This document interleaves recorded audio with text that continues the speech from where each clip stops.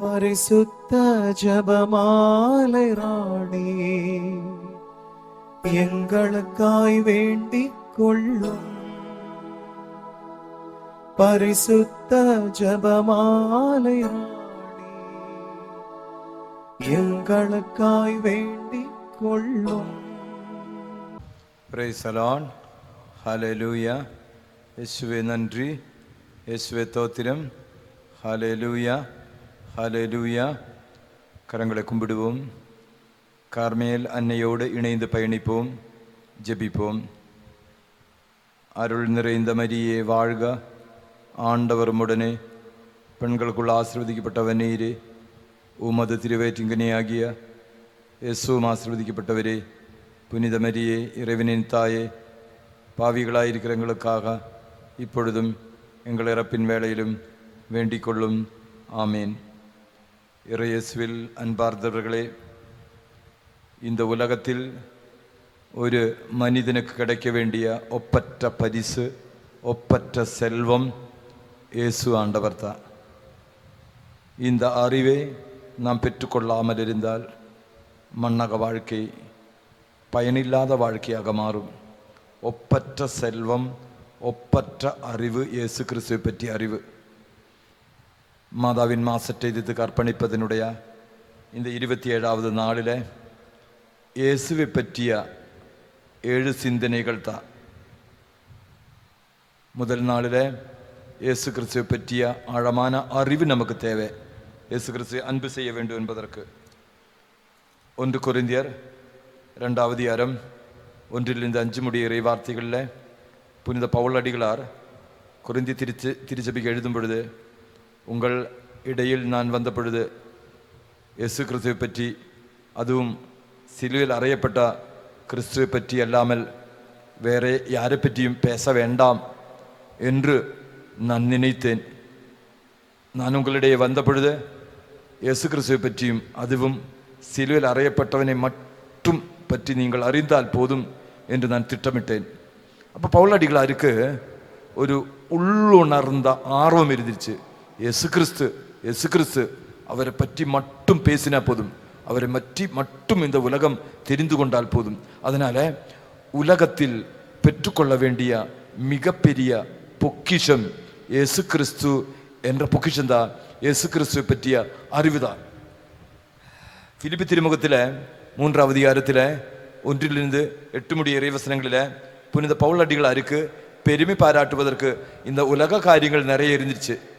அதனால புனித பவுல் அடிகளார் சொல்றாரு, நான் 8ஆம் நாள் விருத்த சேதனம் செய்யப்பட்டவன், இஸ்ரேல் இனத்தவர், பென்னிமின் குலத்தை சேர்ந்தவன், எபிரேய்க்கு பிறந்த எபிரேயர், திருச்சட்டம் எனக்கு எல்லாம் தெரியும், கமாலியனின் சீடன், திருச்சட்டத்தின் ஆர்வத்தால் திருச்சபையை துன்புறுத்தியவன், நீதி நெறியை பற்றி சிந்தித்து பார்க்கும் பொழுது குற்றமற்றவன். அப்போ உலக கணிப்பின்படி சிந்தித்தால் எனக்கு பெருமை பாராட்டுவதற்கு நிறைய விஷயங்கள் இருக்கு. குடும்ப பாரம்பரியம் இருக்கு, குடும்ப மகிமை இருக்கு, எல்லாம் இருக்கு. ஆனால் எனக்கு ஆதாயமாக இருந்த இவை அனைத்தும் கிறிஸ்துவின் பொருட்டு நான் இழப்பாக கருதுகிறேன். பிலிப்பியர் 3வது அதிகாரம் 7வது இறை வார்த்தை, எனக்கு ஆதாயமாக இருந்த இந்த மண்ணுலக அறிவு, மண்ணுலக செல்வம், மண்ணுலக ஆசீர்வாதங்கள் எல்லாம் நான் இழப்பாக கருதுகிறேன், தூக்கி போடுகிறேன். என்னதுக்காக? இயேசுவை பற்றிய ஞானம், இயேசுவை ஆக்குவதற்காக, கிறிஸ்துவோடு இணைந்து பயணிக்கிறதுக்காக எல்லாம் குப்பை என கருதுகிறேன்.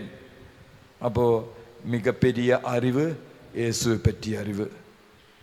அதனால 8வது வசனத்தில் புனித பவுலடிகளார் சொல்லுறா, என்னை பொறுத்த மட்டில் கிறிஸ்துவை பற்றிய அறிவே நான் பெறும் ஒப்பற்ற செல்வம், இதன் பொருட்டு மற்ற எல்லாவற்றையும் இழப்பாக கருதுகிறேன். கிறிஸ்துவோடு இணைந்திருப்பதற்காகத்தான் நான் இவ்வாறு கருதுகிறேன். அப்ப இயேசு கிறிஸ்துவோடு இணைந்திருக்கிறதுக்காக அழைக்கப்பட்டவன் தான் கிறிஸ்தவ வாழ்க்கை. அப்ப மரிய பக்தி நம்மை கொண்டு போய் சேர்க்க வேண்டியது கிறிஸ்துவில் தான். கிறிஸ்துவோடு இணைந்திருக்கிறதுக்காக தான் நாம் மாதாவோடு சேர்ந்து பயணிக்கிறோம். கிறிஸ்துவோடு இணைக்கப்பட்டால், கிறிஸ்துவே நீ பெற்றுக்கொண்டால், கிறிஸ்துவுக்காக நீ உன் உயிரை கொடுத்தால், இந்த பக்தி உண்மையான பக்தியாக மாறும். அதனால மாதா எல்லோரையும் கிறிஸ்துவோடு இணைப்பதற்காக, கிறிஸ்துவில் ஒன்று சேர்க்கிறதுக்காக முயற்சி செய்கிறார். தொடர்ந்து பவுலடிகளார் சொல்லுகிறார், கிறிஸ்துவையும் அவரின் உயிர்த்தெழுதலின் வல்லமையையும் அறியவும், அவர் தம் துன்பங்களில் பங்கேற்று சாவில் அவரோடு ஒத்திருக்கவும். இயேசுவை பற்றிய அறிவு இல்லாமல் நான் இவ்வாறு செய்தேன். அப்ப கிறிஸ்துவோடு இணைந்திருக்க, கிறிஸ்துவில் ஒன்றாக மாறா, கிறிஸ்துவோடு இணைந்து சாவு பெற்றுக்கொள்ள, கிறிஸ்துவின் துயரங்களில் பங்கு சேர நான் விரும்புகிறேன். இப்ப கிறிஸ்தவ வாழ்க்கையினுடைய முடிவு, கிறிஸ்தவ வாழ்க்கையினுடைய ஆரம்பம், கிறிஸ்துவ வாழ்க்கையினுடைய எல்லாம் இயேசு கிறிஸ்து தான். எபிரேய திருமுகம் 12ஆம் அதிகாரம் 1-2 இறைவார்த்தைகள் நமது விசுவாசத்தை துவங்கி வைக்கிறவரும் அதை பூர்த்தி செய்கிறவருமாக இருக்கக்கூடிய இயேசுவின் மீது நமது கண்களை பதிய வைத்து நமது பயணம் ஆரம்பிக்க வேண்டும் என்று எபிரேயர் 12ஆம் அதிகாரம் 1-2 இறைவார்த்தைகளில் நமது நம்பிக்கை துவங்கி வைக்கிறவர் இயேசு கிறிஸ்து, அதை பூர்த்தி செய்கிறவர் இயேசு கிறிஸ்து. அப்போ கிறிஸ்து தான் எல்லாம். கிறிஸ்துவில் போய் முடியணும், கிறிஸ்துவோடு இணைக்கப்படணும், கிறிஸ்துவை பற்றிய ஞானம் நீ பெற்றுக்கொள்ளணும். அதுதான் மேலான ஆசீர்வாதம். அதுக்காக நான் எல்லாவற்றையும் இழந்து விட்டேன். யோவான் நற்செய்தி 17ஆம் அதிகாரம் 3வது இறைவார்த்தையில ஆண்டவர் இயேசு கிறிஸ்துவ இப்படி நமக்கு கற்றுத்தருகிறார். உண்மையான ஒரே கடவுளாகிய உம்மையும் நீர் அனுப்பிய இயேசு கிறிஸ்துவையும் அறிவதுதான் நிலை வாழ்வு. அப்ப நிலை வாழ்வுக்கு ஆதாரம் இது கிறிஸ்துவை பற்றி அறிகிறது. நிலை வாழ்வுக்கு நம்மை எடுத்து செல்லுகிறது விண்ணக தந்தையை பற்றி உணர்ந்து கொள்வது. உண்மையான ஒரே கடவுளாகிய உம்மையும் நீ அனுப்பிய இயேசு கிறிஸ்துவையும் அறிவதுதான் நிலை வாழ்வு.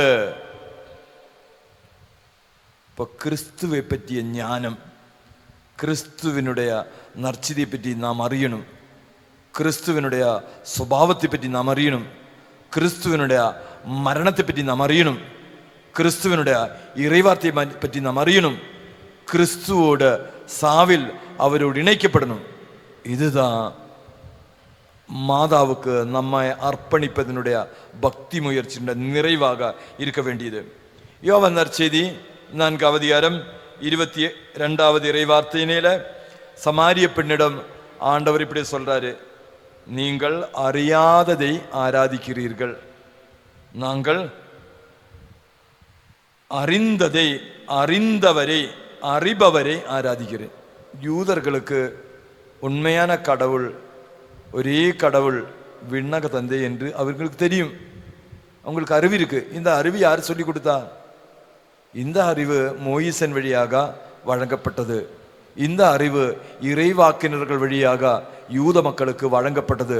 காலாகாலங்களில் நேரங்களில் ஜெரமியா, எசக்கியேல், எசையா இப்படிப்பட்ட இறைவாக்கினர்கள் வழியாகவும் 5 புத்தகங்கள் நியம புத்தகங்கள் வழியாகவும் காலாகாலங்களில் நேரங்களில் ஆண்டவர் தான் ஒரே கடவுள், உண்மையான கடவுள் என்று அவர்கள் சரித்திரம் வழியாக, அற்புதங்கள் வழியாக, விடுதலை பயணம் வழியாக அவர்கள் உணர்ந்து கொண்டார்கள். அப்ப யூதர்கள் கடவுளை அறிந்தார்கள், கடவுளுடைய கட்டளைகளை அறிந்தார்கள்.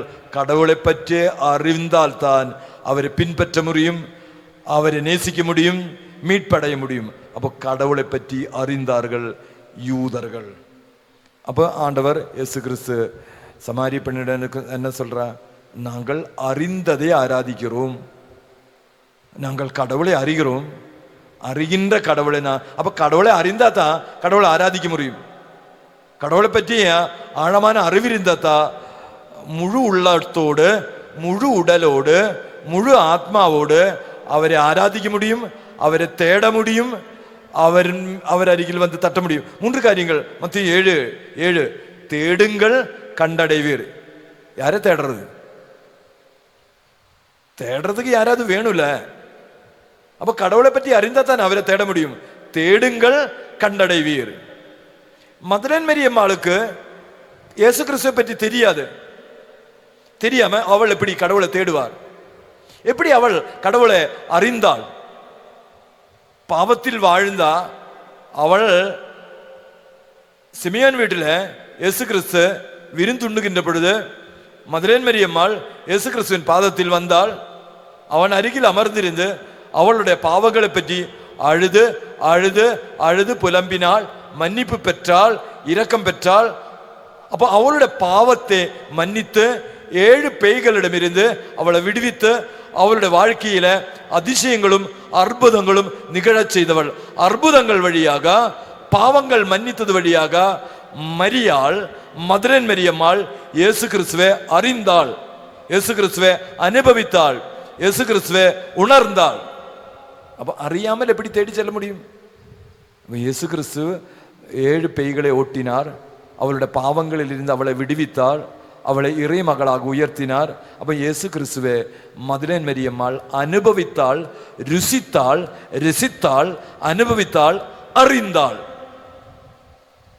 அதனால தான் 3வது நாள் எல்லா திருத்தூதர்களும் படுத்து தூங்கிட்டு இருக்கும் பொழுது அறிந்த இயேசுவே, கல்லறையில் அடக்கம் செய்யப்பட்டவரே தேடி சென்றாள்.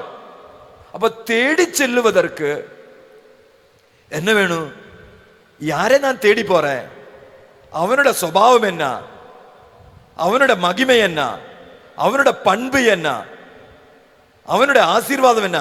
அவனை தேடி சென்றால் எனக்கு கிடைக்கிற ஆசீர்வாதம் என்ன என்று உணர்ந்தா தானா அவனை தேடி செல்ல முடியும். அதனால மதுரன் மரியம்மாள் இயேசுவை அறிந்தாள், இயேசுவை உணர்ந்தாள், இயேசுவை ருசித்தாள், இயேசுவோட அபிஷேகம் பெற்றுக்கொண்டாள். ஆதலால் அவள் தேடி சென்றாள், கண்டடைந்தாள், விடுதலை அடைந்தாள். அதனால சமாரிய பெண்ணிடம் நாங்க கண்டோம், கேட்டோம், அனுபவித்தோம், தேடினோம், பெற்றுக்கொண்டோம், கேட்டோம், பெற்றுக்கொண்டோம், தட்டினோம், கதவு, விண்ணகத்தின் கதவு திறக்கப்பட்டது. நாங்கள் கண்டதை தேடுகிறோம், நாங்கள் கேட்டதை ஜெபிக்கிறோம், நாங்கள் தொட்டுணர்ந்ததை உங்களுக்கு அறிவிக்கின்றோம். எபிரேய திருமுகத்தில் நாம் வாசிக்கிறோம். யோவான் அப்படி எழுதுகிறார், நாங்கள் கண்டது, நாங்கள் கேட்டது, நாங்கள் அனுபவித்தது உங்களுக்கு அறிக்கையிடுகிறோம். கண்டது, கேட்டது, அனுபவித்தது. அதுதான் இயேசு சமாரிய பெண். நாங்கள் கண்டது, கேட்டது, நாங்கள் கடவுளை பற்றி கண்டோம், கடவுளை கண்டோம், கடவுளை கேட்டோம், கடவுளை தொட்டுணர்ந்தோம், அந்த கடவுளை உங்களுக்கு அறிவிக்கிறோம். திருத்தூதர்கள் அதுதான் கண்டது, கேட்டது, அனுபவிச்சது நற்செய்தியாக பறைசாற்றினார்கள். அப்போ உண்மை கிறிஸ்தவர்களாக உனக்கு மாறணுமா? நீ கடவுளை காணணும், நீ கடவுளை தொடணும், கடவுளின் பாவ மன்னிப்பின் அபிஷேகத்தை அவரிடமிருந்து பெற்றுக்கொள்ளணும்.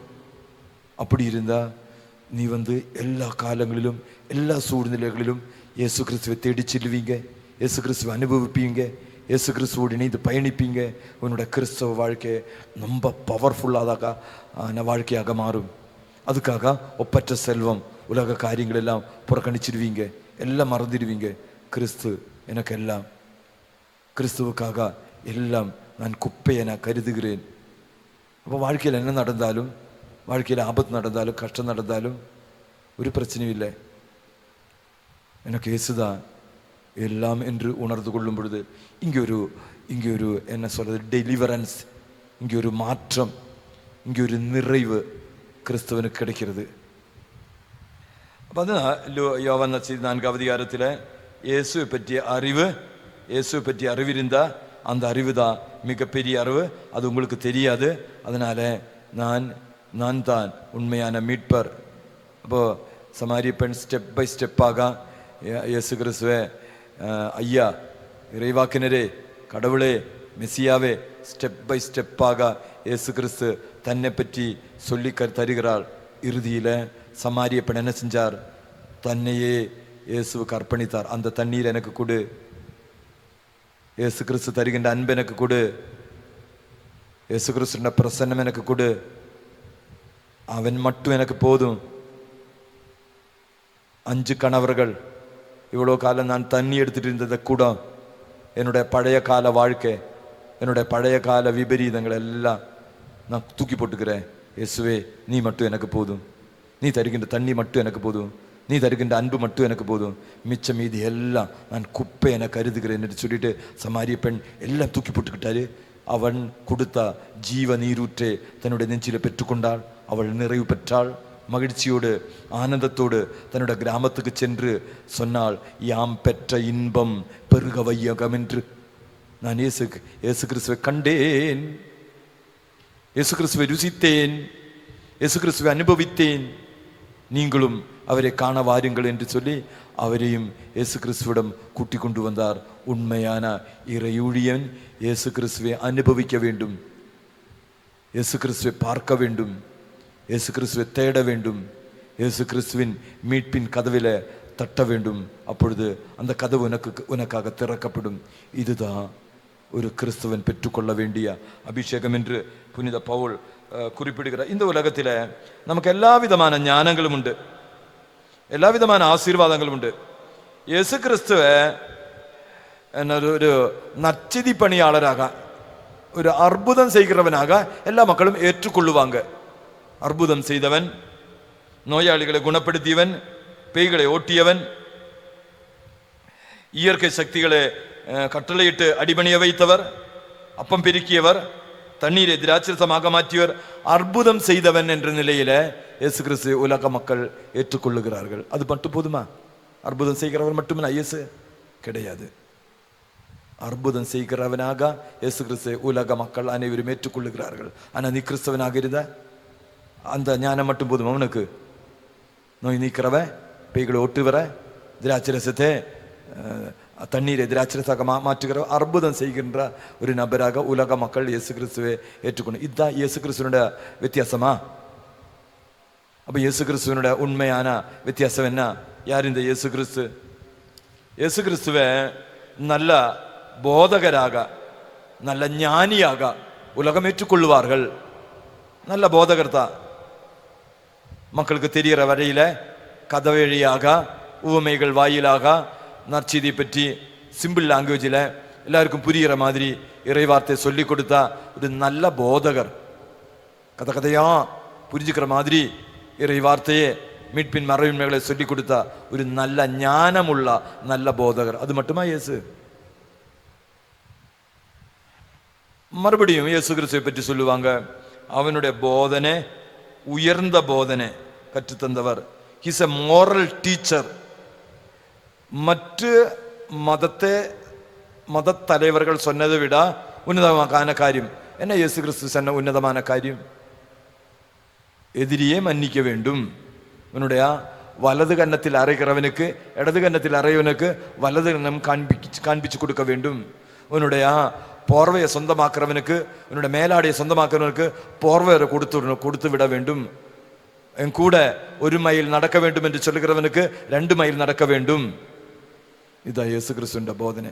எல்லா மத தலைவர்கள் பேசியதை விட உன்னதமான காரியத்தை அப்போ ஒரு நல்ல போதகர் என்று இயேசு கிறிஸ்து பற்றி சொல்லலாம். அது மட்டுமா இயேசு கிறிஸ்துவினுடைய வித்தியாசம்? மற்ற மத தலைவர்களோடு ஒப்பிட்டு பார்க்கும் பொழுது இதுவா இயேசு கிறிஸ்துவினுடைய உயர்ந்த போதனை கற்றுத்தந்தவர், நல்ல போதகர்? அது மட்டுமில்லை, இயேசு கிறிஸ்துவினுடைய வித்தியாசம்.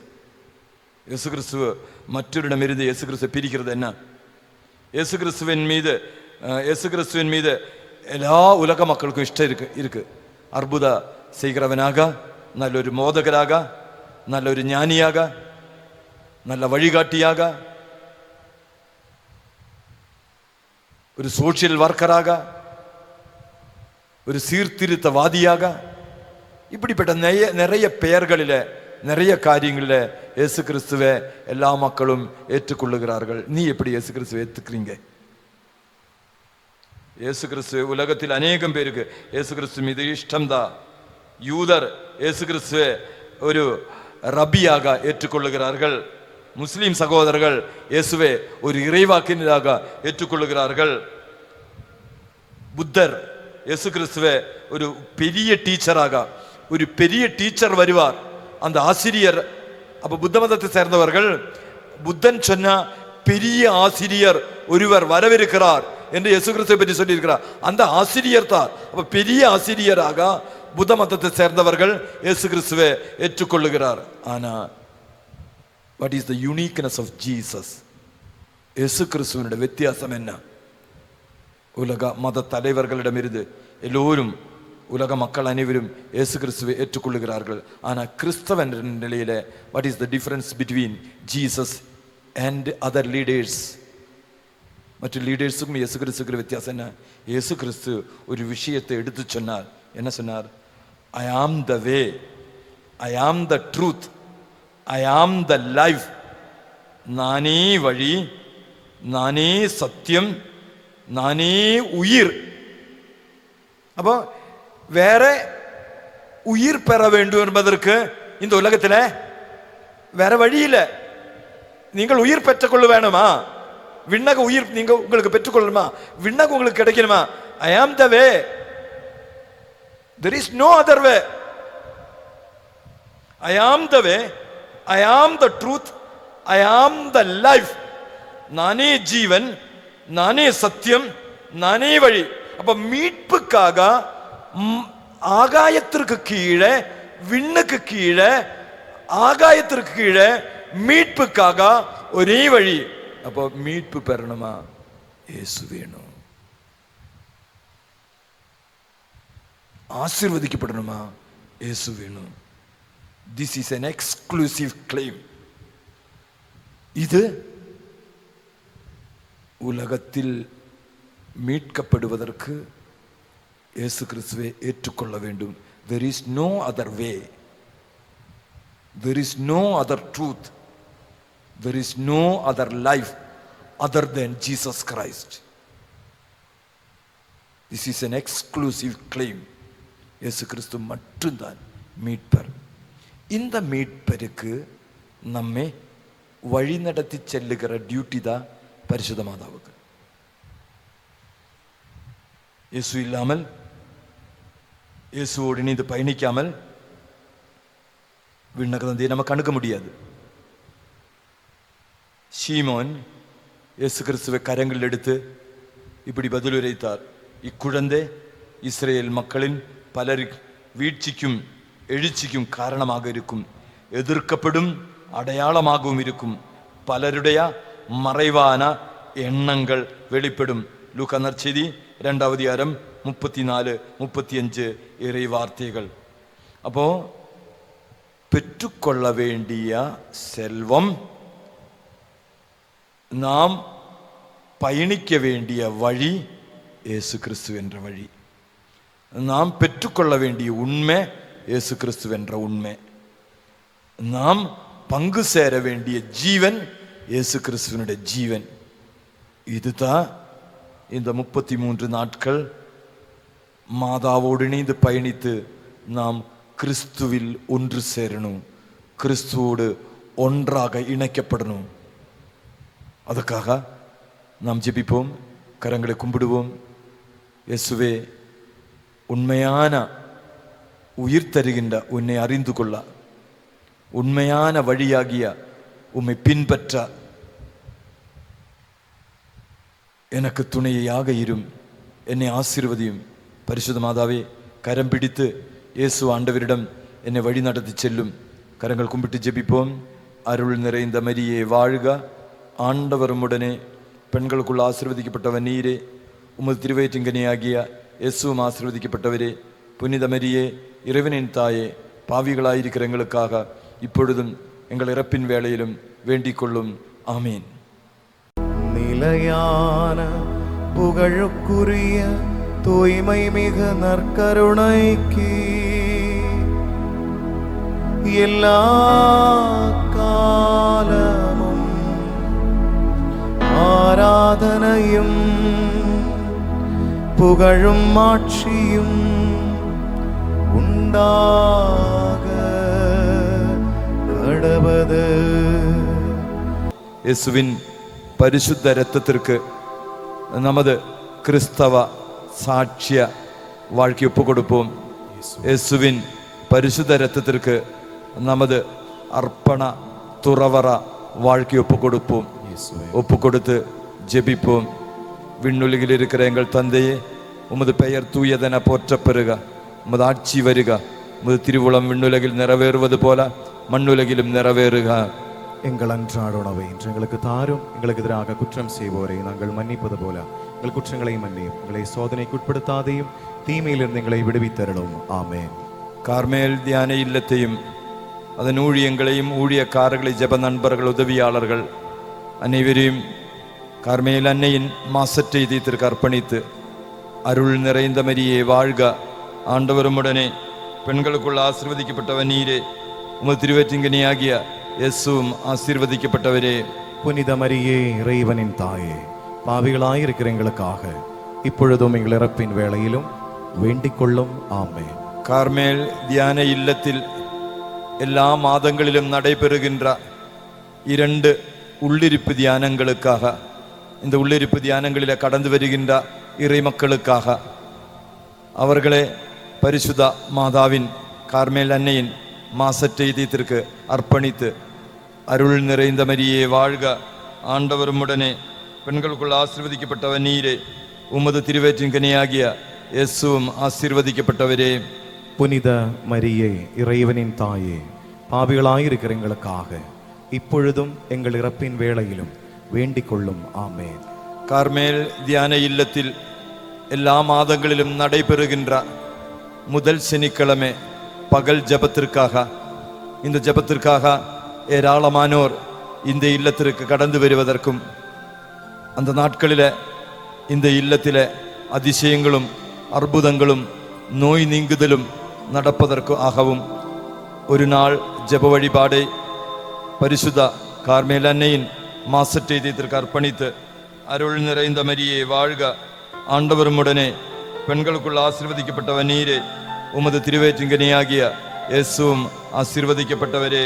புனித மரியே, இறைவனின் தாயே, பாவிகளாயிருக்கிற எங்களுக்காக இப்பொழுதும் எங்கள் இறப்பின் வேளையிலும் வேண்டிக் கொள்ளும். ஆமென். கார்மேல் தியான இல்லத்தில் நடைபெறுகின்ற 3வது வெள்ளிக்கிழமை இரவில் நடைபெறுகின்ற இரவு ஜபத்தையும், அந்த ஜபத்தில் கலந்து கொள்ள வருகின்றவர்களையும், அதை தலைமை தாங்கி நடத்துகின்ற அருட்தந்தையர்களையும் ஊழியக்காரர்களையும் பரிசுத்த மாதாவின் மாசற்ற இதயத்திற்கு அர்ப்பணித்து, அருள் நிறைந்த மரியே வாழ்க, ஆண்டவருமுடனே பெண்களுக்குள் ஆசீர்வதிக்கப்பட்டவர் நீரே, உமது திருவயிற்றின்கனியாகிய இயேசுவும் ஆசீர்வதிக்கப்பட்டவரே.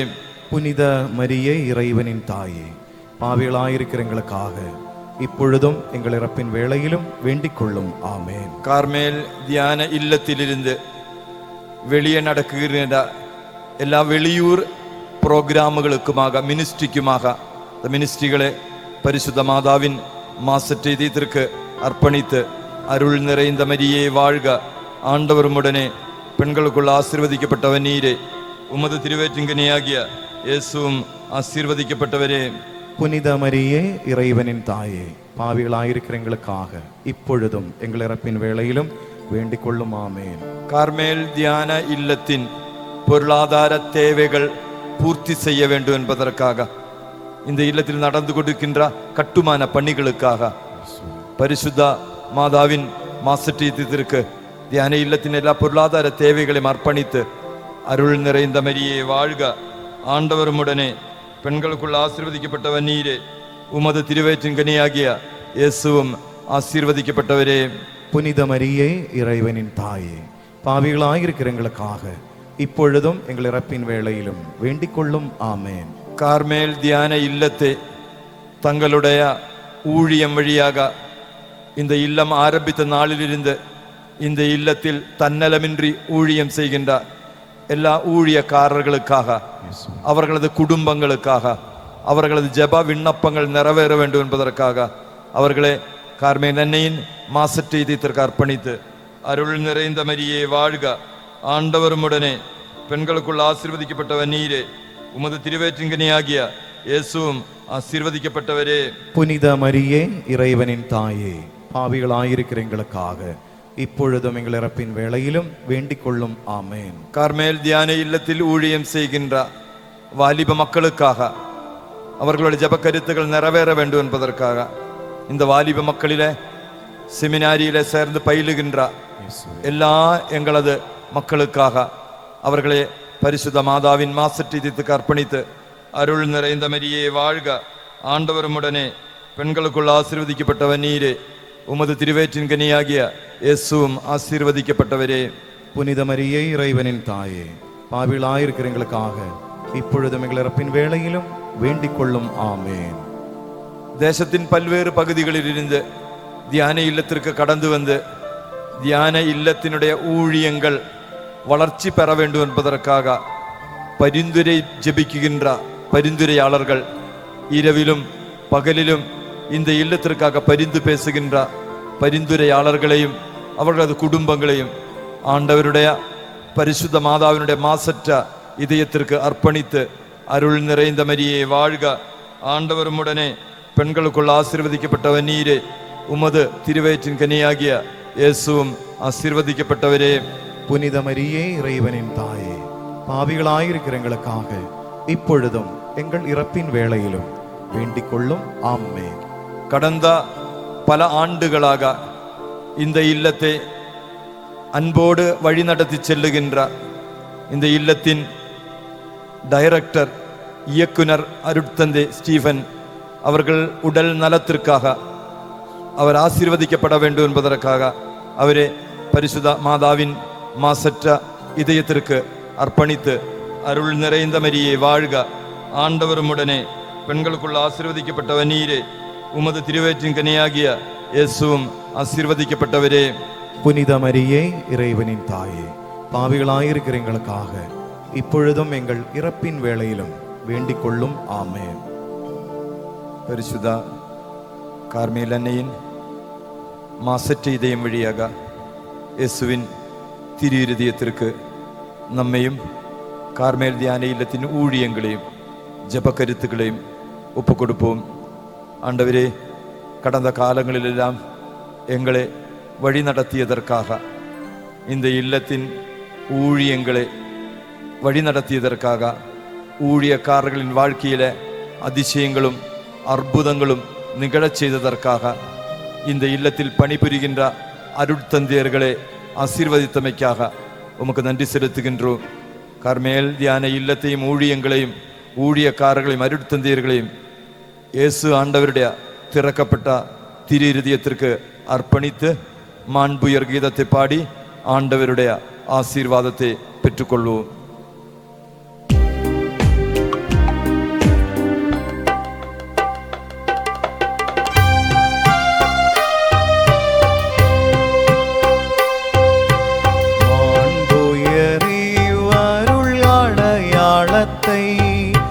தாழ்ந்து பணிந்து ஆராதிப்போம். பழைய நியம முறைகள் அனைத்தும் இனி மறைந்து முடிவு பெறுக. புதிய நியம முறைகள் வருக. புலன்களாலே மனிதன் இதனை அறிய இயலா. குறைகள் நீக்க நம்பிக்கையின் உதவி பெறுக.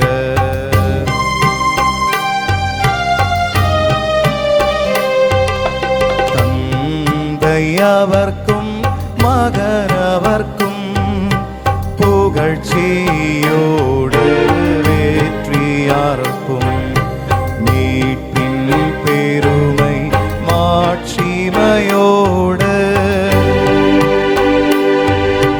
வலிமை வாழ்த்து யாவுமாக இருவரிடமாய் வருகின்றவராம் தூய ஆவி ஆனவர்க்கும் அளவில்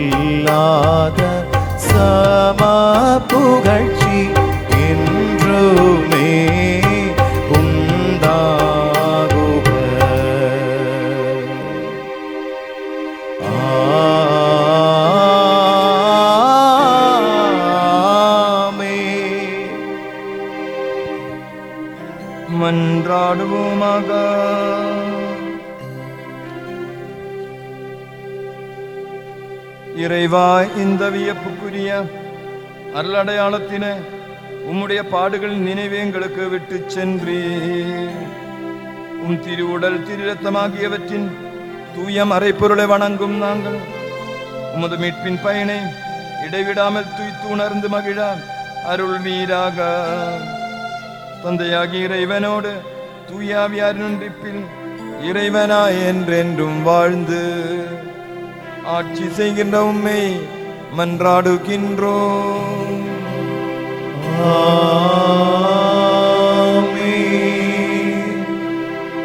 இரண்டு கரங்களும் நற்கருணைக்கு நேராக நீட்டி குரல் எழுப்பி வாய் திறந்து ஒன்று சேர்ந்து ஸ்துதிப்போம் ஆண்டவரை நோக்கி. ஹalleluya ஹalleluya ஹalleluya. ஓ தெய்வமே, எங்களை நாங்கள் ஒன்று சேர்ந்து ஆராதிக்கின்றோம் இயேசுவே. குரல் எழுப்பி ஸ்துதிப்போமா, ஆண்டவரை உற்று பார்த்து ஸ்துதிப்போமா. இதோ நற்கருணை ஆண்டவரை பார்த்து ஸ்துதிப்போமா. ஹalleluya ஹalleluya ஹalleluya. ஆராதனை ஆராதனை இயேசுவே, ஆராதனை. ஆராதிக்கின்றோம், உம்மை புகழ்கின்றோம், உமக்கு நன்றி செலுத்துகின்றோம். ஆராதனை